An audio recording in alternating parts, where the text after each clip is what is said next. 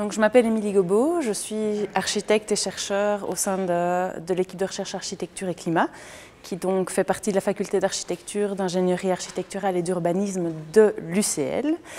Et donc je suis en charge du projet BBSM pour Bâti bruxellois, source de nouveaux matériaux. Alors pour réaliser ce projet, on s'est entouré de différents partenaires.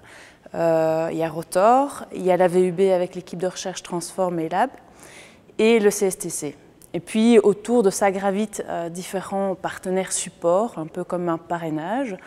Et là, on a Bruxelles Environnement, le CDR Construction, Innoviris, la Confédération Construction, les Petits Riens et Batigroup.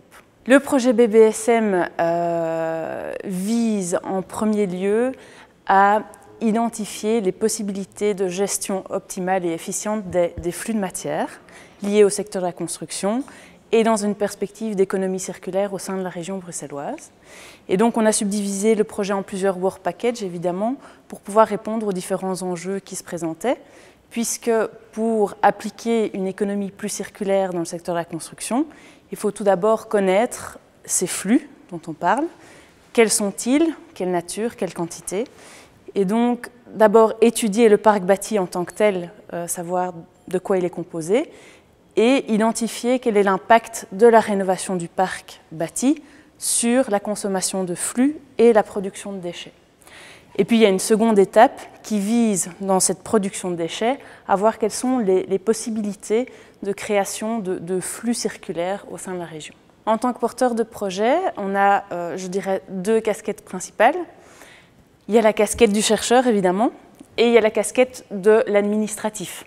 Donc, dans l'administratif, il y a évidemment toute la gestion des partenaires, pouvoir répondre au planning initial, aux délivrables énoncés, aux rapports d'activité semestriels, etc.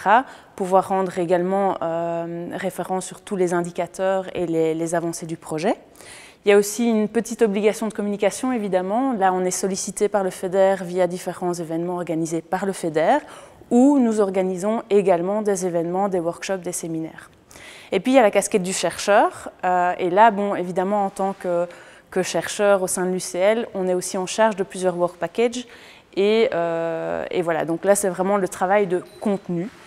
Je dirais, la difficulté principale, c'est cette double casquette avec parfois des procédures administratives qui sont un peu lourde, et donc en tant que chercheur, je dirais que la communication et l'administratif prennent parfois un petit peu le pas sur la recherche en tant que telle. Mais voilà, l'avantage c'est que du coup, ce projet, on le mène au-dessus, je dirais, on le chapeaute, et donc on peut avoir cette vision d'ensemble et collecter l'apport de tous ces partenaires pour proposer une vision globale du projet.